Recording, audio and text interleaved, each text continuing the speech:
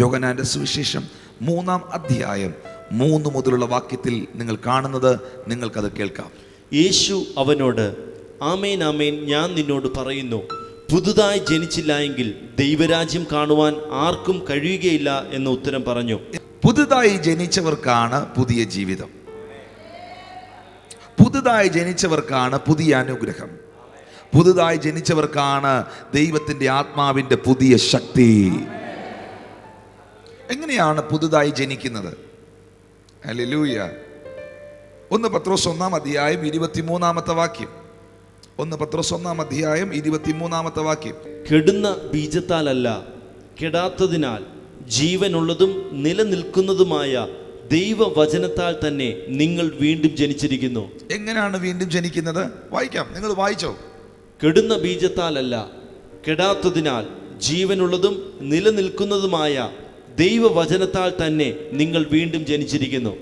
എങ്ങനെയാണ് വീണ്ടും ജനനം ഉണ്ടാകുന്നത്? എങ്ങനെയാണ്? നിക്കോദിമോസിനോട് യേശു പറയുന്നു, പുതുതായി ജനിച്ചില്ല എങ്കിൽ ദൈവരാജ്യത്തിൽ കടപ്പാൻ ദൈവരാജ്യത്തിൽ കടപ്പാൻ കഴിയുകയില്ല. ഓക്കെ, എങ്ങനെയാ വീണ്ടും ജനിക്കുന്നത്? വീണ്ടും ജനിച്ചില്ലെങ്കിൽ എവിടെ കടക്കത്തില്ല? ഉറക്കെ പറ. ദൈവരാജ്യത്തിൽ. എന്താ ദൈവരാജ്യം? ദൈവരാജ്യം ഭക്ഷണവും പാനീയവും അല്ല, നീതിയും സമാധാനവും പരിശുദ്ധാത്മാവിലുള്ള സന്തോഷമാണ്. അപ്പോൾ പരിശുദ്ധാത്മാവിലുള്ള സന്തോഷം എത്ര പേർക്ക് വേണം? നീതീകരിക്കപ്പെടുവാൻ എത്ര പേർ ആഗ്രഹിക്കുന്നു? സമാധാനമുള്ള ജീവിതം നയിക്കാൻ എത്ര പേർ ആഗ്രഹിക്കുന്നു? ഇതെല്ലാം സുലഭമായി ലഭിക്കുന്ന ഇടമാണ് ദൈവരാജ്യം. ആ ദൈവരാജ്യത്തിൽ കടക്കണമെങ്കിൽ അതിൻ്റെ ആദ്യത്തെ പടിയാണ് വീണ്ടും ജനിക്കുക. സാധാരണ മനുഷ്യരെ പോലെ ചീത്ത വർത്തമാനങ്ങൾ പറഞ്ഞ് ജഡീക ജീവിതം നയിക്കുന്ന, വഴക്കുണ്ടാക്കുന്ന, കോപിക്കുന്ന സാധാരണ മനുഷ്യരെ പോലെ ജീവിച്ച നമ്മൾ അസാധാരണമായൊരു സ്വഭാവത്തിന് ഉടമകളാകാൻ വിശുദ്ധ ബൈബിൾ പറയുന്ന ആദ്യത്തെ പ്രൊസീജിയർ ഇതാണ്: വീണ്ടും ജനനം പ്രാപിക്കുക. ആ വീണ്ടും ജനനം പ്രാപിക്കുന്നത് എങ്ങനെയാണ്? അവനെ കൈക്കൊണ്ട്, യേശുവിനെ കൈക്കൊണ്ട് അവൻ്റെ നാമത്തിൽ വിശ്വസിക്കുക. ഹല്ലേലൂയ. കെടുന്ന ബീജത്താലല്ല, കെടാത്തതിനാൽ, വായിക്കാം, ജീവനുള്ളതും നിലനിൽക്കുന്നതുമായ ദൈവവചനത്താൽ തന്നെ നിങ്ങൾ വീണ്ടും ജനിച്ചിരിക്കുന്നു. കഴിഞ്ഞ ദിവസം പറഞ്ഞ പോലെ അപ്പോസ്തലനായ പൗലോസും അപ്പോസ്തലനായ യാക്കോബും കർത്താവിൻ്റെ വചനത്തെ ഒരു കണ്ണാടിയോട് കൂടെയാണ് ഉപമിച്ചിരിക്കുന്നത്. നോക്കി, യാക്കോബിന്റെ ലേഖനം 1-ാം അധ്യായം 23-ാമത്തെ വാക്യം ഒന്ന് വായിച്ചേ. ഒരുത്തൻ വചനം കേൾക്കുന്നവനെങ്കിലും ചെയ്യാത്തവനായിരുന്നാൽ അവൻ തന്റെ സ്വാഭാവിക മുഖം കണ്ണാടിയിൽ നോക്കുന്ന ആളോട് ഒക്കുന്നു. നിങ്ങൾ വചനം കേട്ട് നിങ്ങൾ അതിനെ ചെയ്യുന്നവരായിരിക്കുവീൻ. അത് ചെയ്യാത്ത മനുഷ്യൻ തൻ്റെ സ്വാഭാവിക മുഖം കണ്ണാടിയിൽ നോക്കുന്ന മനുഷ്യനോട് ഒക്കുന്നു. അപ്പോൾ യാക്കോബ് ദൈവത്തിൻ്റെ വചനത്തെ കണ്ണാടിയോടുകൂടെ ഉപമിക്കുന്നു, അല്ലേ? കൊരിന്ത്യർക്കെഴുതിയ ലേഖനം 13-ാമത്തെ അധ്യായം 12-ാമത്തെ വാക്യം. 1 കൊരിന്ത്യർ 13:12 വായിച്ചേ. ഇപ്പോൾ നാം കണ്ണാടിയിൽ കടമൊഴിയായി കാണുന്നു, അപ്പോൾ മുഖാമുഖമായി കാണും. പൗലോസും ദൈവത്തിന്റെ വചനത്തെ എന്തിനോട് ഉപമിക്കുന്നു? ഉറക്കെ പറ. കണ്ണാടിയോട് ഉപമിക്കുന്നു. യാക്കോബ് അപ്പോസ്തലനും ദൈവവചനത്തെ എന്തിനോട് ഉപമിക്കുന്നു? കണ്ണാടിയോട് ഉപമിക്കുന്നു. പൗലോസ് പറയുന്നു, ഇപ്പോൾ നാം അവനെ കണ്ണാടിയിൽ കടമൊഴിയായി കാണുന്നു, അപ്പോഴോ നാം അവനെ മുഖാമുഖമായി കാണും. നമ്മുടെ കർത്താവായ യേശു ക്രിസ്തുവിനെ, യേശു ചെയ്ത അത്ഭുതങ്ങളെ, അല്ലെങ്കിൽ യേശു കർത്താവ് മരിച്ചടക്കപ്പെട്ട് ഉയർത്തെഴുന്നേറ്റെന്ന യാഥാർത്ഥ്യത്തെ, മാറ്റമില്ലാത്ത സത്യങ്ങളെ നമ്മൾ കാണുന്നത്, വായിക്കുന്നത്, കേൾക്കുന്നത് ദൈവവചനം എന്ന കണ്ണാടിയിലൂടെയാണ്. ഈ വചനത്തെ പൗലോസ് എന്നെ പറഞ്ഞു, ഇപ്പോൾ നാം അവനെ കണ്ണാടിയിൽ എന്ന് പറഞ്ഞ്, ഇപ്പോൾ നാം യേശുവിനെ ദൈവവചനം എന്ന കണ്ണാടിയിലൂടെ കാണുന്നു. എന്നാൽ പൗലോസ് പറഞ്ഞു, ഇപ്പോൾ ദൈവവചനം എന്ന കണ്ണാടിയിലൂടെ നാം കണ്ട, കടമൊഴിയായി കണ്ട യേശുവിനെ ഒരു ദിവസം നമ്മൾ മുഖാമുഖമായി കാണും. ഓ, ആ പ്രത്യാശ ഉള്ളവർക്കായി ഞാൻ ദൈവത്തെ സ്തുതിക്കുന്നു. ഈ കർത്താവിനെ, ഈ യേശുവിനെ നമ്മൾ ഒരു ദിവസം മുഖാമുഖമായി കാണും. അപ്പോൾ യാക്കോബും പൗലോസും വചനത്തെ എന്തിനോട് ഉപമിക്കുന്നു? കണ്ണാടിയോട്. ഓക്കെ, എന്തുവായി കണ്ണാടി? ഇന്ന് രാവിലെ മീറ്റിങ്ങിന് വന്നപ്പോൾ കണ്ണാടി നോക്കി എത്ര പേരുണ്ട്? എന്തിനാണ് നിങ്ങൾ കണ്ണാടി നോക്കിയത്? കണ്ണാടി നോക്കുന്നത് സൗന്ദര്യം വർദ്ധിപ്പിക്കാനല്ല, ഉള്ളത്, നിലവിലുള്ളത് ക്രമീകരിക്കാൻ. നിലവിലുള്ള മുടി എന്ത് ചെയ്യാൻ? ക്രമീകരിക്കാൻ. നിലവിൽ ഇപ്പോൾ ഇട്ടിരിക്കുന്ന ഡ്രസ്സ് എന്ത് ചെയ്യാൻ? ക്രമീകരിക്കാൻ. അപ്പോൾ കണ്ണാടി ഞാൻ നോക്കുന്നത്, കണ്ണാടി എന്നെ എന്ത് ചെയ്യുന്നു? എന്നെ കണ്ണാടി ഒരു ഓർഡർ ആക്കുന്നു, എന്നെ ക്രമീകരിക്കുന്നു. അഴുക്കുണ്ടെങ്കിൽ അത് മാറ്റുന്നു, വല്ലാതിരിക്കുന്നെങ്കിൽ അത് കാണിച്ചു തരുന്നു. കണ്ണാടി എന്നെ ഷേപ്പുള്ള ഒരു വ്യക്തിയാക്കി ഒരു ക്രമീകരണം കണ്ണാടി എന്നിൽ കൊണ്ടുവരുന്നു. ഓക്കെ, ദൈവവചനവും ഇത് തന്നെയാണ് ചെയ്യുന്നത്. എത്ര പരാജയപ്പെട്ടവനെയും, എത്ര മഹാപാപിയെയും, എത്ര തകർന്നവനെയും, എത്ര പൊളിഞ്ഞ കുടുംബജീവിതത്തെയും ഈ കർത്താവിൻ്റെ വചനം ക്രമീകരിക്കുന്നു. കരങ്ങളൊന്ന് അടിച്ച് ദൈവത്തിൽ നിന്ന് സ്തോത്രം ചെയ്താട്ടെ. ഈ വചനമാണ് എൻ്റെ ജീവിതത്തെ ക്രമീകരിച്ചതെന്ന് എത്ര പേർക്ക് പറയാൻ കഴിയും? എൻ്റെ ജീവിതത്തിൽ ഒരു ക്രമം, ഒരു ഓർഡർ, ഒരു ഗോഡ്ലി ഓർഡർ കൊണ്ടുവന്ന ദൈവവചനമാണെന്ന്.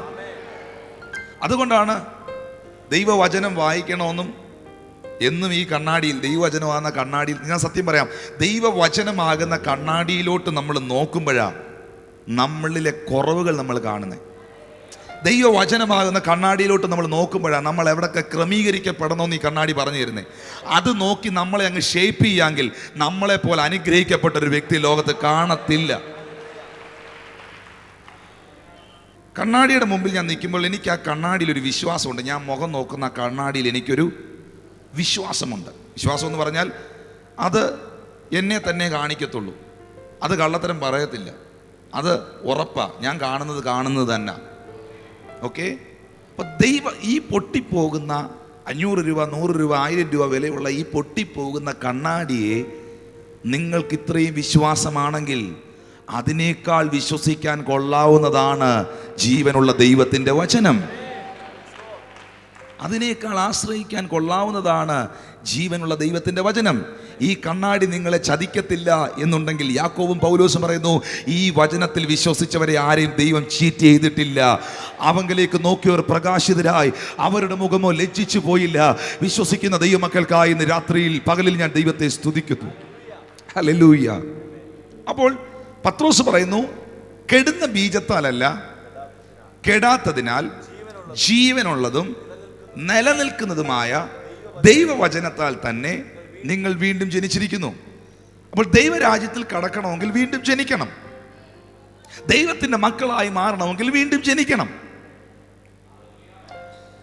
നിങ്ങളിപ്പോൾ ഡൗട്ട് അടിച്ചിരിക്കുന്ന പോലെ ഇതേ ഡൗട്ട് നിക്കോദീമോസിന് വന്നു. പുള്ളി ചോദിച്ചു, ഗുരുവേ, നീ പറയുന്നത് എനിക്ക് അങ്ങോട്ട് മനസ്സിലാകുന്നില്ല, വീണ്ടും ജനിക്കണമെന്നോ? ഇനി ഞാൻ ഈ വൃദ്ധനായ ഞാൻ, അപ്പോൾ പുള്ളി വൃദ്ധനായിരുന്നു, ഈ വൃദ്ധനായ ഞാൻ ഇനി ഒന്നും കൂടെ അമ്മയുടെ വയറ്റിൽ കിടക്കണമെന്നാണോ നീ പറയുന്നത്? അപ്പോൾ അമ്മയുടെ വയറ്റിൽ ഗർഭപാത്രത്തിൽ കിടന്ന ആ ഒരു ജനനത്തെക്കുറിച്ചേ മനുഷ്യർക്ക് അറിയത്തുള്ളൂ.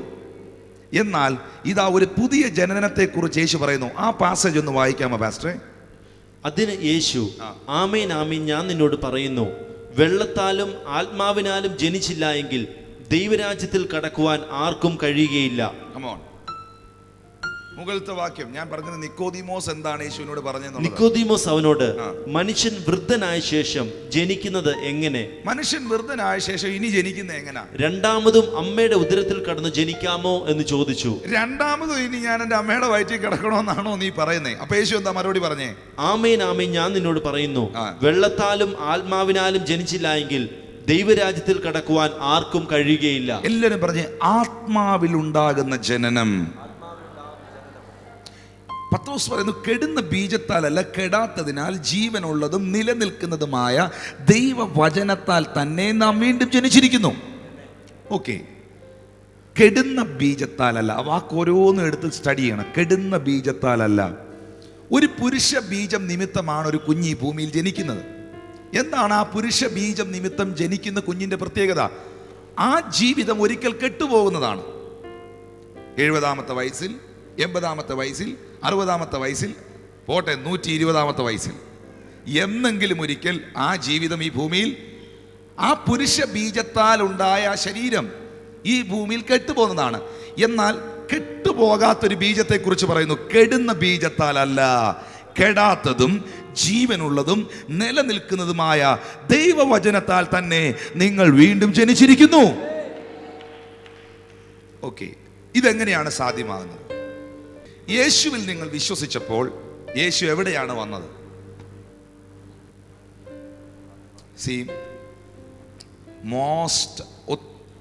എല്ലാ ആൾക്കാരും പറയുന്ന ഉത്തരം 98% ദൈവം വന്നത് എൻ്റെ ഹൃദയത്തിലാണ്. നിങ്ങളുടെ കൈ ഇങ്ങനെ ഒന്ന് പിടിച്ചേ, ഒന്ന് നോക്കിയതിൽ ഇത്രയുള്ള ആ സാധനം, നിങ്ങളിപ്പോൾ പറഞ്ഞ സാധനം, ഈ ഹൃദയം എന്ന് പറഞ്ഞത്, ഈ ബീറ്റ് ചെയ്യുന്നത് അകത്തിരുന്ന്, ഇത് ഈ ഒരു മാംസ കഷ്ണത്തിലാണോ ദൈവം വന്നത്? മനുഷ്യന് 3 ഘടകങ്ങളുണ്ട്. മനുഷ്യ ജീവിതത്തിൽ 3 പാർട്ടുകളുണ്ട്: ദേഹം, ദേഹി, ആത്മാവ്. ദേഹം എന്ന് പറയുന്നതാണ് ഈ പുറത്ത് കാണുന്ന ഈ സാധനം, ഈ സ്കിൻ. ദേഹി എന്ന് പറയുന്നത് എന്താണെന്നറിയോ? മനോവികാര ഇച്ഛ, മനോവികാര ഇച്ഛാ മണ്ഡലങ്ങൾ നിൽക്കുന്ന സ്ഥലമാണ് ദേഹി. ഇതിനകത്തിരിക്കുന്ന ഒരു യഥാർത്ഥ വ്യക്തിത്വമുണ്ട്, ആ വ്യക്തിത്വമാണ് ആത്മാവ്. ഈ ദേഹത്തെ ദൈവം എടുത്തത് മണ്ണിൽ നിന്നാണ്. This is made by earth. ഇതിനെ എവിടെ നിന്ന് എടുത്തേ? ഇതെവിടേക്ക് തിരിച്ചു പോവും? മണ്ണിലേക്ക് തിരിച്ചു പോവും. എന്നാൽ അകത്തിരിക്കുന്ന ഒരു ആത്മാവുണ്ട്. ആ ആത്മാവ് മണ്ണിൽ നിന്ന് എടുത്തതല്ല, ആ ആത്മാവ് വിണ്ണിൽ നിന്ന് വന്നതാണ്. ആ ആത്മാവിലാണ് ദൈവത്തിൻ്റെ ജീവനുള്ളത്. ആദത്തെ ദൈവം മണ്ണ് കൊണ്ട് സൃഷ്ടിച്ചു. കണ്ണുണ്ടാക്കി, വായുണ്ടാക്കി, കാലുണ്ടാക്കി, സകല ഒരു പുരുഷന് വേണ്ടുന്ന എല്ലാ അവയവങ്ങളും അവനിൽ ഉണ്ടാക്കി. പക്ഷെ അവനിൽ ജീവനില്ലായിരുന്നു. അപ്പോൾ യഹോവയാകുന്ന ദൈവം അവൻ്റെ മൂക്കിലൂതി ജീവശ്വാസം അവനിലേക്ക് ഊതി. അപ്പൊ ദൈവത്തിൻ്റെ ജീവൻ അവനിലേക്ക് കടന്നു. ആ ജീവനാണ് അവൻ്റെ ആത്മാവ്. Oh my God. അപ്പോൾ ദൈവത്തിൻ്റെ ആത്മാവ് കടന്നു വരുന്നത് നമ്മുടെ ജഡശരീരത്തിലേക്കല്ല. ദൈവത്തിൻ്റെ ആത്മാവ് കടന്നു വരുന്നത് നമ്മുടെ ആത്മാവിലേക്കാണ്. യേശു കടന്നു വരുന്നത് നമ്മുടെ ആത്മാവിലേക്കാണ്. കാരണം ദൈവം ആത്മാവാണ്. യോഹന്നാന്റെ സുവിശേഷം 4-ാം അധ്യായത്തിൽ ഒരു ശമരിയക്കാരി സ്ത്രീയോട് യേശു പറയുന്നു, സത്യ നമസ്കാരികൾ പിതാവിനെ സത്യത്തിലും ആത്മാവിലും ആരാധിക്കുന്ന നാഴിക വരുന്നു. ദൈവം ആത്മാവാകുന്നു. God is spirit. Oh hallelujah. നിങ്ങൾക്ക് മനസ്സിലായില്ലല്ലേ? ഞാൻ ആ എക്സാമ്പിൾ വീണ്ടും പറഞ്ഞേ പറ്റൂ. ഞാൻ കഴിഞ്ഞ് എഴുന്നേറ്റ് വാ. കം, ഇവിടെ നിന്നോ, ഇവിടെ നിന്നോ, അവിടെ നോക്കി നിന്നോ. ദൈവത്തിൻ്റെ ആത്മാവ്. Okay, God is still in the thrown. ദൈവം എവിടെ ഇരിക്കുന്നേ? സിംഹാസനത്തിൽ. സ്വർഗം അവൻ്റെ സിംഹാസനം. എന്തെങ്കിലുമൊക്കെ പറ, നിങ്ങൾക്ക് അറിയാവുന്നതൊക്കെ പറഞ്ഞോ. സ്വർഗം അവൻ്റെ സിംഹാസനം, ഭൂമി അവൻ്റെ സിംഹാസനം എന്നേക്കും സ്ഥിരമായിരിക്കുന്നു. ഓക്കെ, ദൈവം എവിടെ ഉണ്ട്? സിംഹാസനത്തിലുണ്ട്. എന്നാൽ ഉൽപ്പത്തി പുസ്തകം പഠിക്കുമ്പോൾ, അല്ലെങ്കിൽ വിശുദ്ധ ബൈബിളിലെ പല പാസേജുകൾ പഠിക്കുമ്പോൾ ഒരു സത്യം നമുക്ക് മനസ്സിലാകുന്നു. ദൈവം സിംഹാസനത്തിൽ ഇരിക്കുമ്പോൾ തന്നെ അവൻ്റെ ആത്മാവ് എല്ലായിടവും പ്രവർത്തിക്കുന്നു. Go there, go Danny, you stay there, you go. See, എല്ലാവരും എന്നെ നോക്കിയേ, ഇത് പഠിക്കണം നിങ്ങൾ. ദൈവം ഇപ്പൊ എവിടെ ഉണ്ട്? സിംഹാസനത്തിലുണ്ട്. അവൻ്റെ ആത്മാവ് എല്ലായിടത്തും. ദൈവം സിംഹാസനത്തിൽ ഇരുന്ന് വെളിച്ചമുണ്ടാകട്ടെ എന്ന് കൽപ്പിക്കുമ്പോൾ ആത്മാവ് വെള്ളത്തിനു മീതെ പരിവർത്തിച്ചു കൊണ്ടിരുന്നു. Listen to me. God is still in the throne. ദൈവ സിംഹാസനത്തിൽ തന്നെ ഉണ്ട്. പക്ഷേ അവൻ്റെ ആത്മാവ് എല്ലായിടവും പ്രവർത്തിക്കുന്നു. എന്തിനു വേണ്ടിയാണ്? അവൻ്റെ ആത്മാവ് എല്ലായിടവും പ്രവർത്തിക്കുമ്പോൾ അവനായി ജനത്തെ ആത്മാവ് ഒരുക്കുന്നു. അവൻ ആരാധനയ്ക്കായി ജനത്തെ ഒരുക്കുന്നു, ശുശ്രൂഷയ്ക്കായി ഒരുക്കുന്നു, ദൈവത്തെ ആരാധിക്കാനായി ഒരുക്കുന്നു, ദൈവത്തെ മഹത്വപ്പെടുത്താൻ ഒരുക്കുന്നു. നോക്കിയേ, അവൻ്റെ ആത്മാവ് ഓടി നടന്ന എല്ലായിടത്തും അവനായി ജനത്തെ ഒരുക്കുമ്പോൾ, ആ ജനം ദൈവത്തെ ആരാധിക്കുമ്പോൾ സിംഹാസനത്തിൽ ഇരുന്നു കൊണ്ട് ദൈവം ആരാധന സ്വീകരിക്കുന്നു. ആത്മാവിലാണ് 5 സെൻസസ് ഉള്ളത്. പഞ്ചേന്ദ്രിയങ്ങൾ: സ്പർശിക്കാൻ, തൊടാൻ, കേൾക്കാൻ, എല്ലാ സെൻസുകളും ഉള്ളത് ആത്മാവിലാണ്. ഇങ്ങോട്ട് നോക്കിയേ, അതുകൊണ്ടാണ് ശരീരത്തിൽ നിന്ന് ആത്മാവ് വിട്ടുപോയി കഴിയുമ്പോൾ ഈ ശരീരം നിർജീവമാകുന്നത്. കാരണം ആത്മാവിലാണ് ജീവനുള്ളത്. Come on come on come on come on. ഇതങ്ങോട്ട് അകത്തോട്ട് കത്തിയാൽ ഇനി നിങ്ങൾ പരാജിത. ഞാൻ ഇവിടെ നിന്ന് പറഞ്ഞു, you will never be the same again. നിങ്ങൾ പഴയതുപോലെ ആയിരിക്കത്തില്ല. ഹല്ലേലൂയ. ഇനി ആരെടുത്തും എന്നെ സൗഖ്യമാക്കണമെന്ന് പറഞ്ഞ് നിങ്ങൾ പോകത്തില്ല. നിങ്ങൾ കൈ വെക്കുമ്പോൾ സൗഖ്യങ്ങൾ നടക്കും. നിങ്ങൾ പ്രാർത്ഥിക്കുമ്പോൾ അത്ഭുതങ്ങൾ നടക്കും. നിങ്ങളിലൂടെ വിടുതലുകൾ നടക്കും. നിങ്ങൾ ആള് മാറിയവരെ പോലെയാകും. ആത്മാവിലാണ് ഇതെല്ലാം നിക്ഷേപിക്കപ്പെട്ടിരിക്കുന്നത്. നിങ്ങൾ നോക്കിയേ, ഒരു മനുഷ്യൻ്റെ ജീവൻ ഈ ഭൂമിയിൽ നിന്ന്, ആത്മാവ് ഈ ഭൂമിയിൽ നിന്ന് ദൈവം വെച്ച സ്ഥലത്തേക്ക് പോകുമ്പോൾ അവൻ്റെ കണ്ണുകൾ പിന്നെ പ്രവർത്തിക്കുന്നില്ല, അവൻ്റെ നാവ് പിന്നെ പ്രവർത്തിക്കുന്നില്ല, അവൻ്റെ അവയവങ്ങൾ പിന്നെ പ്രവർത്തിക്കുന്നില്ല, അവന് പിന്നെ രുചി അറിയില്ല, അവന് പിന്നെ മണമറിയില്ല, അവന് പിന്നെ കേൾവിയില്ല. എന്തുകൊണ്ടാണെന്നറിയാമോ? ആത്മാവിലാണ് ദൈവത്തിൻ്റെ ജീവനുള്ളത്. ഈ ആത്മാവിൻ്റെ പ്രത്യേകത നിങ്ങൾ കേട്ടോണം. It's very important. നിങ്ങളെ ഇത് പഠിപ്പിക്കാൻ ഞാനൊരു അധ്യായത്തിലോട്ട് കൊണ്ടുപോകാം. ലൂക്കോസിൻ്റെ സുവിശേഷം 16-ാം അധ്യായം 19 മുതലുള്ള വാക്യം. യെസ്. ധനവാനായ ഒരു മനുഷ്യനുണ്ടായിരുന്നു.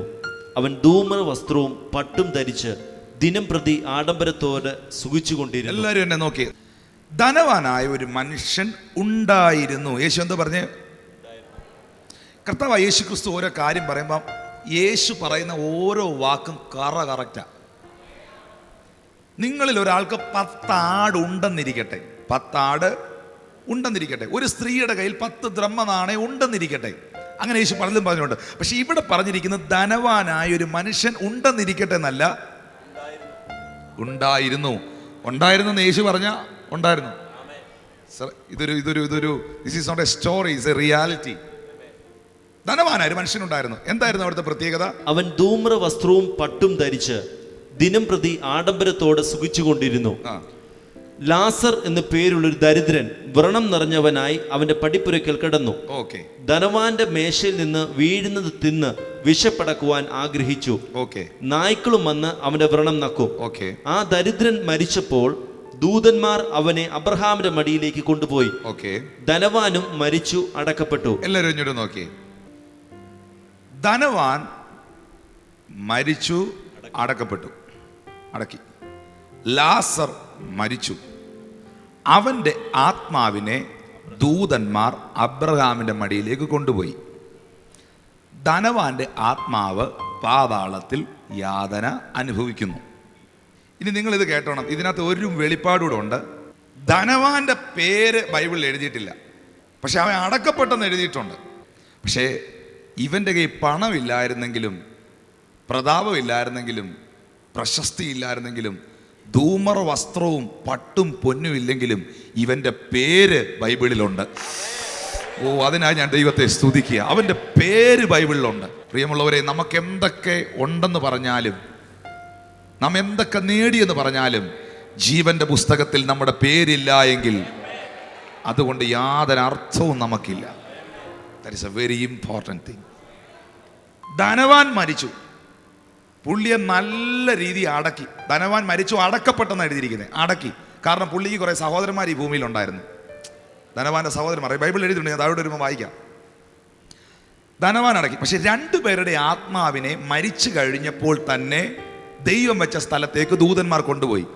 ഒരു കാര്യം ഇവിടെ കേട്ടോണം. മരിച്ചുപോയ ഒരു മനുഷ്യൻ്റെ ആത്മാവിന് ഈ ഭൂമിയിൽ യാതൊരു സ്വാതന്ത്ര്യവുമില്ല. ഈ ഭൂമിയിൽ നിൽക്കാൻ അവന് അനുവാദമില്ല. ആക്സിഡൻറ്റിൽ മരിച്ചതാകാം, ആത്മഹത്യ ചെയ്തതാകാം, കൊലപാതകമാകാം, എന്തുമാകാം, സ്വാഭാവിക മരണമാകാം, വാർദ്ധക്യ മരണമാകാം. മരിച്ചു കഴിഞ്ഞാൽ അവൻ്റെ ആത്മാവ് ദൈവം വെച്ച സ്ഥലത്ത് പോയൊക്കത്തുള്ളൂ, കൊണ്ടുപോയിരിക്കും. ഭൂമിയിൽ നിൽക്കാൻ, പിന്നെ ഈ ഭൂമിയിൽ നിന്ന് കറങ്ങാനുള്ള പെർമിഷൻ ഇല്ല. ഇത് യാഥാർത്ഥ്യമാണ്. അപ്പോൾ മരിച്ചവരുടെ ആത്മാവിന് ഈ ഭൂമിയിൽ യാതൊരു സ്വാതന്ത്ര്യമില്ല. ദൈവം വെച്ച സ്ഥലത്തേക്ക് അവർക്ക് പോയൊക്കത്തുള്ളൂ. അതാണ് സത്യം. ഇനി കേട്ടോ, ലാസറിന്റെ ആത്മാവ് എവിടെ എത്തി? അബ്രഹാമിന്റെ മടിയിൽ, നിത്യതയിൽ. ഹല്ലേലൂയ.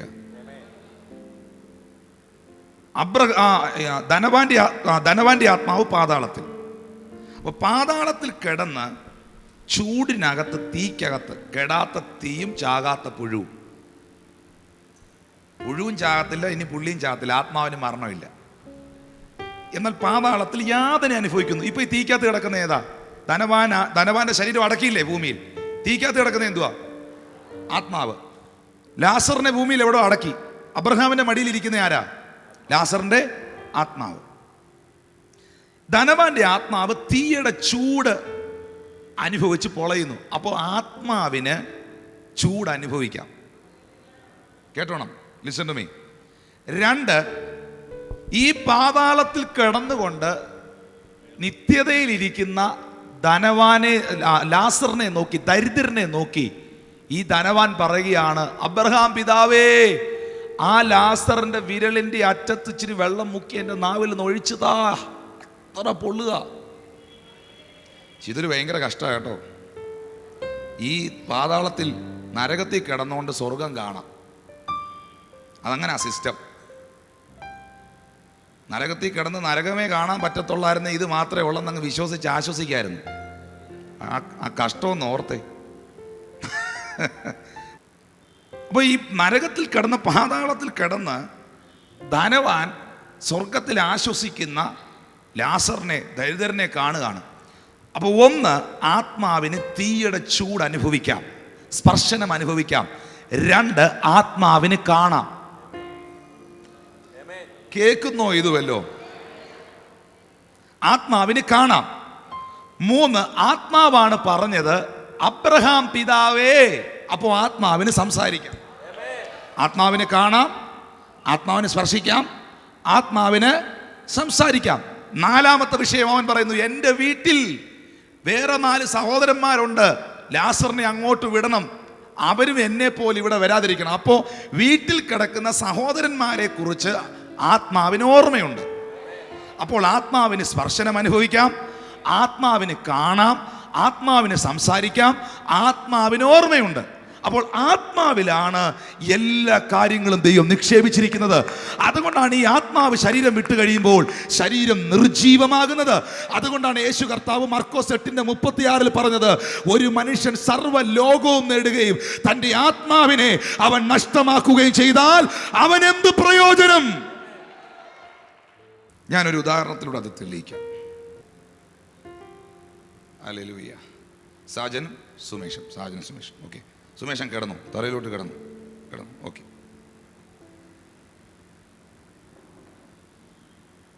ഇദ്ദേഹം മരിച്ചെന്ന് ചിന്തിക്കുക. അങ്ങനൊന്നും സംഭവിക്കത്തില്ല. പുള്ളി 90-95 വയസ്സ് വരെ ജീവിക്കും.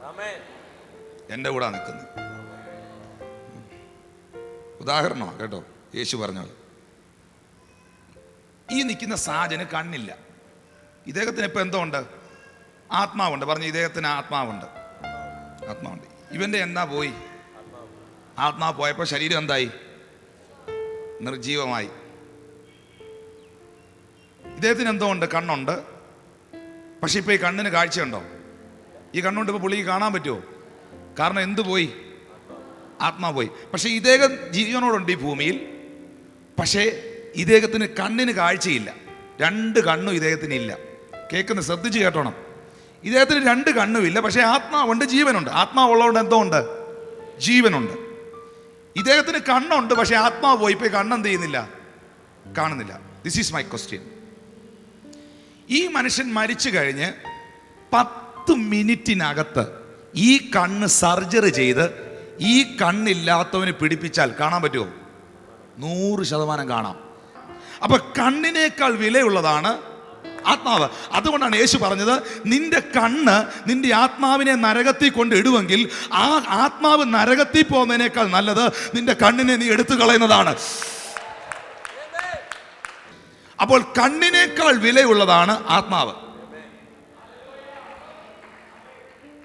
ഈ ആത്മാവിനെ രക്ഷിക്കാനാണ്, ഈ ആത്മാവിനെ വീണ്ടെടുക്കാനാണ് പിതാവ് തന്റെ പുത്രനെ ഈ ഭൂമിയിലേക്ക് അയച്ചത്. ഓക്കെ, നിങ്ങളുടെ ആത്മാവിൽ വന്ന ദൈവാത്മാവിൽ സൗഖ്യമുണ്ടെന്ന് എത്ര പേർ വിശ്വസിക്കുന്നു? നിങ്ങളുടെ ആത്മാവിൽ വന്ന യേശുവിൻ്റെ ആത്മാവിൽ ജീവനുണ്ടെന്ന് എത്ര പേർ വിശ്വസിക്കുന്നു? നിങ്ങളുടെ ആത്മാവിൽ വന്ന ദൈവാത്മാവിൽ സമൃദ്ധി ഉണ്ടെന്ന് എത്ര പേർ വിശ്വസിക്കുന്നു? നിങ്ങളുടെ ആത്മാവിൽ വന്ന ദൈവാത്മാവിൽ ധൈര്യമുണ്ടെന്ന് എത്ര പേർ വിശ്വസിക്കുന്നു? ബൈബിൾ പറയുന്നു, ഭീരുത്വത്തിൻ്റെ ആത്മാവിനെ അല്ല, ശക്തിയുടെയും സുബോധത്തിൻ്റെയും ധൈര്യത്തിൻ്റെ യഹോവ ഭക്തിയുടെ ആത്മാവാണ്. അപ്പം നിങ്ങളുടെ ആത്മാവിൽ വന്ന ആത്മാവിൽ എന്തൊക്കെയുണ്ട്? സൗഖ്യമുണ്ട്, ധൈര്യമുണ്ട്, സന്തോഷമുണ്ട്, സമാധാനമുണ്ട്. ദൈവത്തിൽ എന്തൊക്കെയുണ്ടോ അതെല്ലാം അവൻ്റെ ആത്മാവിലുണ്ട്. ആ ആത്മാവാണ് നിങ്ങളിൽ വന്നത്. You believe that? ഓക്കെ. അതിപ്പോൾ എവിടെ നിക്ഷേപിക്കപ്പെട്ടിരിക്കുന്നത്? സ്വന്തം കൈ നെഞ്ചത്തോട് വെച്ച് പറയാം, എൻ്റെ ആത്മാവിൽ. അവിടെയാണ് നിക്ഷേപിക്കപ്പെട്ടിരിക്കുന്നത്. Okay okay. നിങ്ങളിൽ എത്ര പേർക്ക് ബാങ്ക് അക്കൗണ്ട് ഉണ്ട്? Okay, this is my question. എന്തിനു വേണ്ടിയാണ് നിങ്ങൾ ബാങ്ക് അക്കൗണ്ട് എടുത്തിരിക്കുന്നത്? പണം? Excellent answer, wonderful, I appreciate you. എന്തിനു വേണ്ടിയാണ് നിങ്ങൾ നിങ്ങളുടെ ബാങ്കിൽ പണം നിക്ഷേപിച്ചിരിക്കുന്നത്? Excellent answer. ആവശ്യമുള്ളപ്പം നിക്ഷേപിച്ചിരിക്കുന്നത് എന്തിനാ? ഉറക്കെ പറ, നിക്ഷേപിച്ചിരിക്കുന്നത് എന്തിനാ? ആവശ്യമുള്ളപ്പം എടുക്കാൻ. നിങ്ങളുടെ ആത്മാവിൽ ദൈവത്തിൻ്റെ ആത്മാവ് നിക്ഷേപിക്കപ്പെട്ടിരിക്കുന്നു. നിങ്ങളുടെ ആത്മാവിൽ നിക്ഷേപിക്കപ്പെട്ട ദൈവാത്മാവിൽ സൗഖ്യമുണ്ട്, ജീവനുണ്ട്, സമൃദ്ധിയുണ്ട്, അനുഗ്രഹമുണ്ട്, ധൈര്യമുണ്ട്, വിടുതലുണ്ട്. ഇത് എന്തിനു വേണ്ടി നിക്ഷേപിച്ചിരിക്കുന്നു? Come on.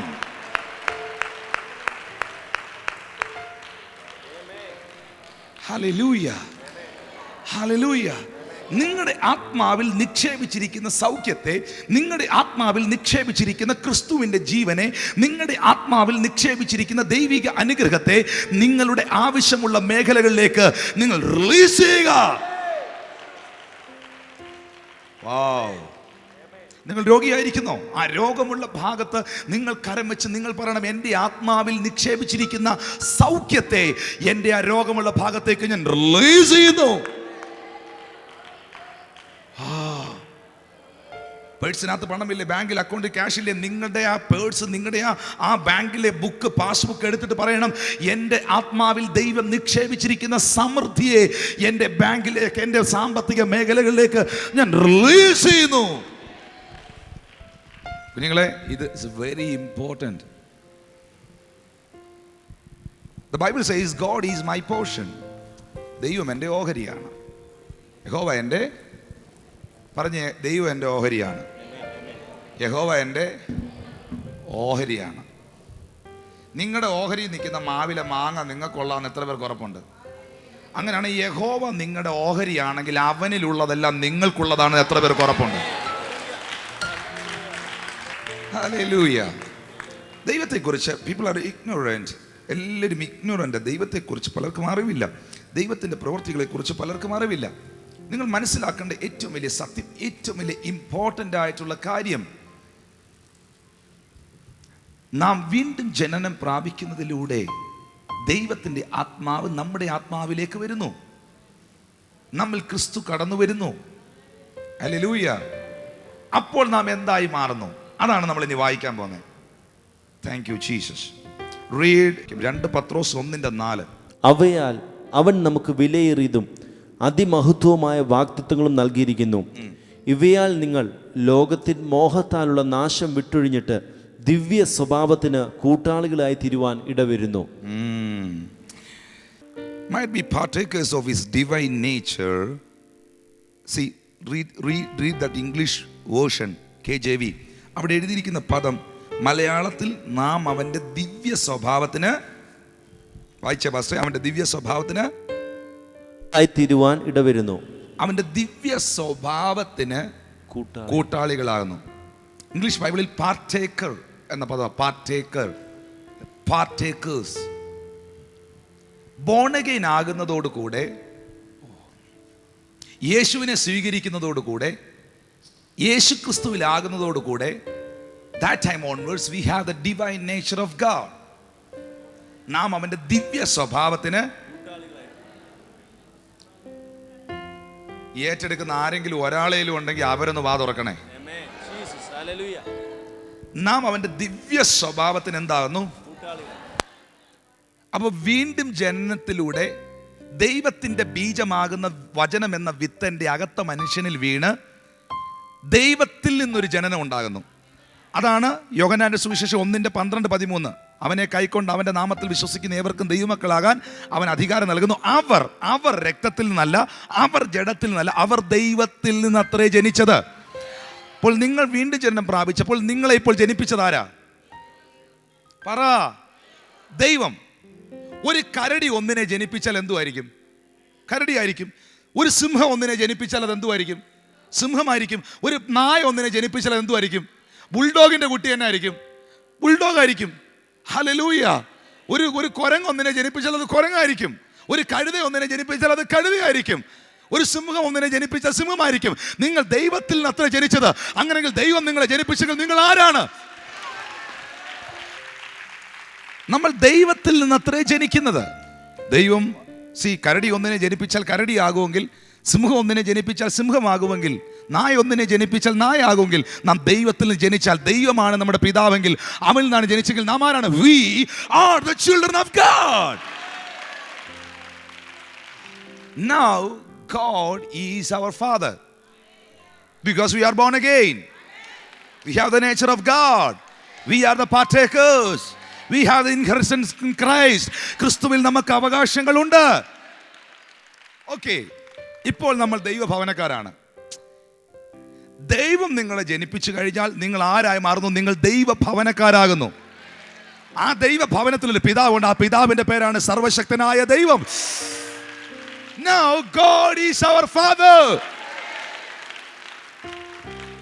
അതുകൊണ്ടാണ് യേശു കർത്താവ് പ്രാർത്ഥിക്കാൻ പഠിപ്പിച്ചപ്പം മോഡൽ ഓഫ് പ്രെയർ, പ്രാർത്ഥനയുടെ മാതൃക, മോഡൽ ഓഫ് പ്രെയർ, ഒരു വാക്ക് കർത്താവ് പറഞ്ഞത്, നിങ്ങൾ പ്രാർത്ഥിക്കുമ്പോൾ ഇനി പറയുമ്പോൾ ഇങ്ങനെ പറയണം: സ്വർഗസ്ഥനായ ഞങ്ങളുടെ പിതാവേ. ദൈവത്തെ പിതാവേ എന്ന് വിളിക്കാൻ യേശു അനുവാദം നൽകുന്നു. മോശയ്ക്ക് ഈ അനുവാദം ലഭിച്ചില്ല. മോശയ്ക്ക് ഈ അവസരം ലഭിച്ചില്ല. ഏലിയാവിന് ഈ അവസരം ലഭിച്ചില്ല. പഴയ നിയമ പ്രവാചകന്മാർക്ക് ഈ അവസരം ലഭിച്ചില്ല. ഓ ദൈവമക്കളാകുന്ന നമുക്ക് ദൈവത്തെ പിതാവേ എന്ന് വിളിക്കാൻ കരങ്ങളെ അടിച്ച് ദൈവത്തെ സ്തുതിച്ചേ. Now God is our Father. ദൈവത്തെ പിതാവേ എന്ന് വിളിക്കാൻ, ദൈവത്തെ പിതാവേ എന്ന് വിളിക്കാൻ. What a privilege. Wonderful Jesus. ഈ പിതാവിന്റെ ആഗ്രഹം കേട്ടോ. പിതാവ് പറയാ, പിതാവേ എന്ന് വിളിക്കണം. നിങ്ങൾ ദൈവത്തെ പിതാവേ എന്ന് വിളിക്കണം. വീണ്ടും ജന്മം പ്രാപിച്ചവർ, യേശുവിനെ സ്വീകരിച്ചവർ, ദൈവത്തിന്റെ വചനം എന്ന വിത്ത് അകത്ത മനുഷ്യനിൽ വീണ് വീണ്ടും ജനിച്ചവർ ദൈവത്തെ പിതാവേ എന്ന് വിളിച്ചോണം. കാൺമീൻ നാം ദൈവമക്കളെന്ന് വിളിക്കപ്പെടാൻ. ഞാൻ മകനാണെങ്കിൽ, ഞാൻ മകളാണെങ്കിൽ എനിക്കൊരു പിതാവുണ്ട്. ആ പിതാവ് എൻ്റെ ദൈവമാ. ഓ മൈ ഗാഡ്. നോക്കുക, പിതാവേ എന്ന് വിളിക്കാൻ മാത്രമല്ല യേശു പറഞ്ഞത്, പിതാവിനോട് നിങ്ങൾ പറയണം, സ്വർഗത്തിലെ പോലെ ഭൂമിയിലുമാക്കണമേ. ദൈവത്തിൻ്റെ നമ്മുടെ ഹൃദയത്തിലെ ആഗ്രഹങ്ങളും നമ്മുടെ ഹൃദയത്തിലെ വാഞ്ചകളും നമ്മുടെ ചിന്തകളുമാണ് പ്രാർത്ഥനാ ശബ്ദങ്ങളായി ഉയരുന്നത്. അങ്ങനെയാണെങ്കിൽ യേശു പ്രാർത്ഥിക്കുകയാണ്. യേശു പറയുകയാണ്, പിതാവേ എന്ന് വിളിച്ചുകൊണ്ട് സ്വർഗത്തിലെ പോലെ ഞങ്ങൾക്ക് ഭൂമിയിലുമാക്കണം. അപ്പോൾ ദൈവത്തിൻ്റെ ആഗ്രഹം, listen to me, is a very important revelation. ദൈവത്തിൻ്റെ ആഗ്രഹം നാം സ്വർഗത്തിലെ പോലെ ഭൂമിയിലും ജീവിക്കണം. നാം സ്വർഗത്തിലെ പോലെ ഭൂമിയിലുമാകണം. പറഞ്ഞേ, സ്വർഗത്തിലെ പോലെ ഭൂമിയിലുമാകണം. സ്വർഗത്തിൽ നടുവേദന ഇല്ലെങ്കിൽ ഭൂമിയിൽ എനിക്കത് വേണ്ട. സ്വർഗത്തിൽ ക്യാൻസർ ഇല്ലെങ്കിൽ ഭൂമിയിൽ എനിക്കത് വേണ്ട. സ്വർഗത്തിൽ ആർത്രൈറ്റീസ് ഇല്ലെങ്കിൽ ഭൂമിയിൽ എനിക്ക് വേണ്ട. കാരണം എൻ്റെ ദൈവം പറഞ്ഞത് സ്വർഗത്തിലെ പോലെ ഭൂമിയിലും. Come on, church. അനധികൃതമായി അകത്ത് പ്രവേശിച്ച ഇരുളിന്റെ ശക്തികളെ യേശുവിന്റെ നാമത്തിൽ ഇന്ന് പകൽ ക്യാൻസൽ ചെയ്യാ. സ്വർഗത്തിൽ നിരാശയില്ലെങ്കിൽ എന്നെ ഭൂമിയിൽ നിരാശപ്പെടുത്തുന്ന അന്ധകാര ശക്തിയോട് യേശുവിന്റെ നാമത്തിൽ ഞാൻ കൽപ്പിക്കുന്നു, വിട്ടുപോ.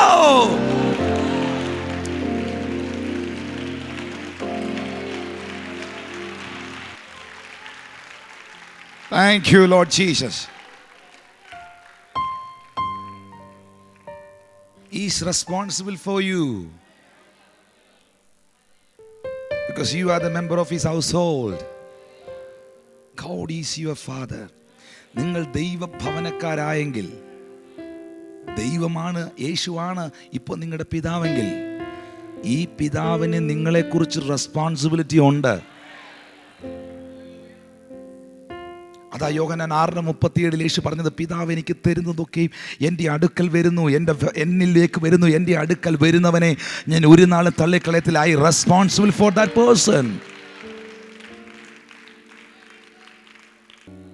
എൻ്റെ പിതാവ് ഈ ഭൂമിയിൽ എനിക്ക് ജഡത്തിൽ ജന്മം തന്ന പിതാവ് ഈ ഭൂമിയിൽ മരിച്ചെങ്കിൽ, എനിക്ക് ജഡത്തിൽ ജന്മം തന്ന എൻ്റെ അമ്മ ഈ ഭൂമിയിൽ നിന്ന് മരിച്ചെങ്കിൽ, മരിക്കാത്തൊരു പിതാവ് എനിക്കുണ്ട്. മരണമില്ലാത്ത ഒരു പിതാവ് എനിക്കുണ്ട്. എന്നെക്കുറിച്ച് റെസ്പോൺസിബിലിറ്റി ഉള്ള, എന്നെക്കുറിച്ച് ഉത്തരവാദിത്തമുള്ള ഒരു നല്ലൊരു അപ്പൻ എനിക്കുണ്ട്. ഹല്ലേലൂയ. ചില കണ്ണുകൾ നിറയുന്നത് കാണുമ്പോൾ എനിക്കറിയാം നിങ്ങളുടെ അകത്തേക്ക് ദൈവത്തിൻ്റെ സ്നേഹം, ആ പിതാവിൻ്റെ സ്നേഹം ഇന്ന് പകൽ കവിഞ്ഞൊഴുകുക.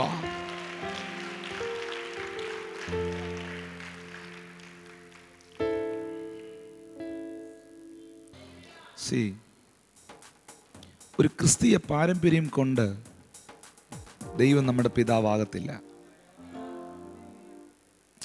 യോഹന്നാൻ ന്യായപ്രമാണത്തിൻ്റെ ഏറ്റവും ഒടുവിലത്തെ അധ്യായമായ യോഹന്നാൻ സ്നാപകൻ പറയുന്നു, അബ്രഹാം നിങ്ങൾക്ക് പിതാവായി ഉണ്ടെന്ന് പറയാൻ നിങ്ങൾ തുനിയരുത്.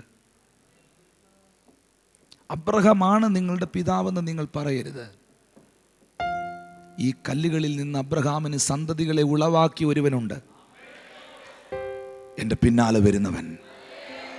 അവൻ്റെ ചെരുപ്പിൻ്റെ വാറഴിപ്പാൻ ഞാൻ യോഗ്യനല്ല. ഈ വെള്ളം കൊണ്ട് ഞാൻ നിങ്ങളെ സ്നാനം കഴിപ്പിക്കുമ്പോൾ അവൻ നിങ്ങളെ പരിശുദ്ധാത്മാവ് കൊണ്ടും തീ കൊണ്ടും സ്നാനം കഴിപ്പിക്കും. ദൈവത്തിൻ്റെ മകനാകുവാൻ, മകളാകുവാൻ നാം വീണ്ടും ജനനം പ്രാപിക്കുക. ദൈവത്തിന് മക്കളേ ഉള്ളൂ, ദൈവത്തിന് കൊച്ചുമക്കളില്ല.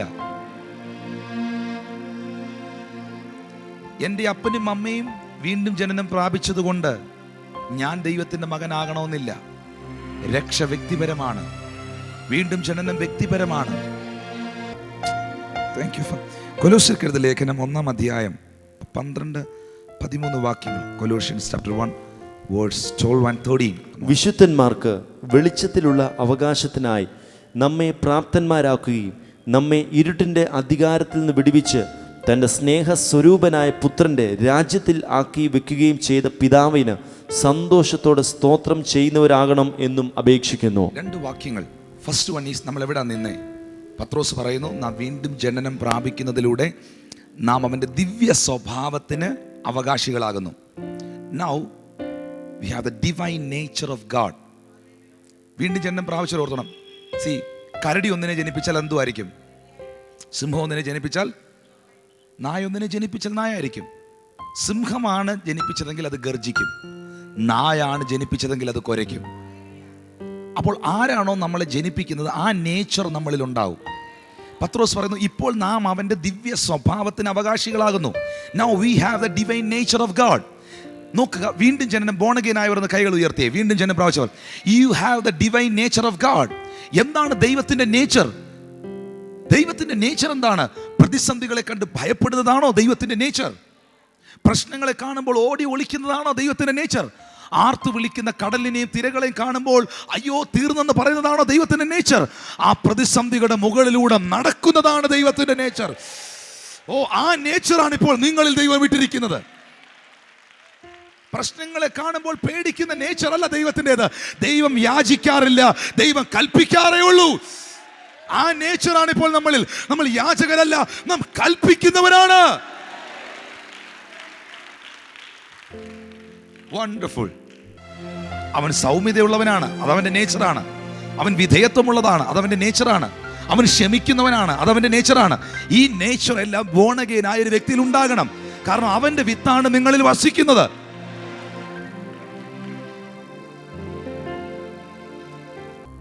ഈ പിശാച് എന്ന് പറയുന്ന ആളും ഒരു സ്പിരിറ്റാ. നിങ്ങൾ വിചാരിക്കുന്ന പോലെ ഈ കൊമ്പും വാലും കോട്ടും ഒക്കെ ഇട്ട് വരുന്ന ആളല്ല പിശാച്. സ്പിരിറ്റ്. പിശാചിന് ശരീരമില്ല. ഒരിക്കൽ യേശു കർത്താവ് ഉയർത്തെഴുന്നേറ്റ് ശിഷ്യന്മാർ അടുത്തോട്ട് നടന്നു വരുന്ന സമയത്ത് ശിഷ്യന്മാർ പറഞ്ഞു, ഭൂതം ഭൂതം വരുന്നു, ഭൂതം. യേശു പറഞ്ഞു, no no no no no no no no no. ഭൂതത്തിന് എന്നെ പോലെ ശരീരമില്ലല്ലോ. ഭൂതത്തിന് എന്നെ പോലെ അവയവങ്ങളില്ലല്ലോ. സാത്താൻ ഒരു സ്പിരിറ്റാണ്, ദുരാത്മാവാണ്. സ്പിരിറ്റ്. പിശാച് സാരി എടുത്ത് വരും, പിശാച് മുണ്ടും ഷർട്ടും ഇട്ട് വരും. എന്നാ മിണ്ടാത്തെ? പിശാച് ചുരിദാർ ഇട്ട് വരും. വീട്ടിൽ സമാധാനമായിട്ടിരുന്നപ്പോൾ രാവിലെ 10 മണിക്ക് പിശാച് ഓട്ടോ വിളിച്ച് വീട്ടിൽ വന്നു. അത് വന്നതിന് ശേഷം സ്വസ്ഥത മുഴുവൻ പോയി. ഹലോ, സത്യമാ.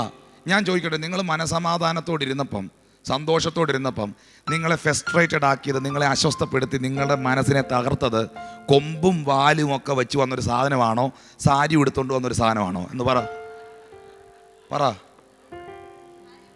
Hallelujah, hallelujah. സ്പിരിറ്റ്. നിങ്ങളുടെ പ്രതിയോഗിയായ പിശാച് അലറുന്ന സിംഹം എന്ന പോലെ ആരെ വിഴുങ്ങണമെന്ന് നോക്കി നടക്കുന്നു. പറഞ്ഞ്, പിശാചിന് സ്വന്തമായ ഒരു ശരീരമില്ല. എന്നാൽ പിശാചിന് പാപം കാണാൻ ചില കണ്ണുകൾ വേണം. അവന് പാപം കണ്ട്, പ്രൊണോഗ്രാഫി കണ്ട്, തിന്മകൾ കണ്ട്, മ്ലേച്ഛത കണ്ട് രസിക്കുന്നത് അവന് ഇഷ്ടമാണ്. അവനത് സൂഹിക്കണം. അവന് ചില കണ്ണുകൾ വേണം. അവന് സ്വന്തമായിട്ട് കണ്ണില്ല. അതിനു വേണ്ടിയാണ് അവൻ ചിലരുടെ കണ്ണുകൾ എടുക്കുന്നത്. പിശാചിന് ചിലത് കേൾക്കാൻ, വൃത്തികേട് കേൾക്കാൻ ചെവി വേണം. അവന് സ്വന്തമായിട്ട് ചെവിയില്ല. യേശു പറഞ്ഞു, സാത്താന് ഭൂതത്തിന് ശരീരമില്ലല്ലോ. അവന് ചെവിയില്ല. അവന് പാപം കേൾക്കാൻ ചില ചെവികൾ വേണം. അതിനുവേണ്ടി അവൻ ചിലവരെ കയ്യിലെടുക്കുന്നു. പിശാചിന് വഴക്കുണ്ടാക്കാൻ ചില നാവുകൾ വേണം. അതിനവൻ ചിലരെ കയ്യിലെടുക്കുന്നു. ഇതുപോലെ തന്നെയാണ് യേശുവിനും ദൈവത്തിനും. God is spirit. അവനും ആത്മാവാ. അവന് സൗഖ്യമാക്കാൻ ചില കൈകൾ വേണം. അവന് വിടുവിക്കാൻ ചില നാവുകൾ വേണം. അവന് ചില വീടുകളിലേക്ക് കയറിപ്പോകാൻ ചില കാലുകൾ വേണം. അവന് ചിലരെ ബന്ധനത്തിൽ നഴിക്കാൻ ശക്തന്മാരായ ശബ്ദമുള്ള ചിലരെ വേണം. ഹല്ലേലൂയ. നിന്റെ കണ്ണ് നീ ആർക്ക് കൊടുക്കും? ദൈവത്തിന്റെ മഹത്വം കാണുവാൻ ദൈവത്തിന്റെ ആത്മാവിന് കൊടുക്കുമോ? മ്ലേച്ഛത കാണാൻ സാത്താന് കൊടുക്കുമോ? നിന്റെ കാതുകൾ പാപവും മ്ലേച്ഛതയും വൃത്തികേട് കേൾക്കാൻ പിശാചിന് കേട്ട് സുഖിക്കാൻ കൊടുക്കുമോ? അതോ നിന്റെ കാതുകൾ ദൈവത്തിന്റെ വചനം കേൾക്കുവാൻ പരിശുദ്ധാത്മാവിന് കൊടുക്കുമോ? ഞാൻ പിശാചിനെ സന്തോഷിപ്പിക്കാനാകത്തില്ല. ഞാൻ സാത്താനെ സന്തോഷിപ്പിക്കുന്നവനാകത്തില്ല. എൻ്റെ അവയവങ്ങൾ അനീതിയുടെ ആയുധങ്ങളായി സമർപ്പിക്കാതെ നീതിയുടെ ആയുധങ്ങളായി ഞാൻ സമർപ്പിക്കും.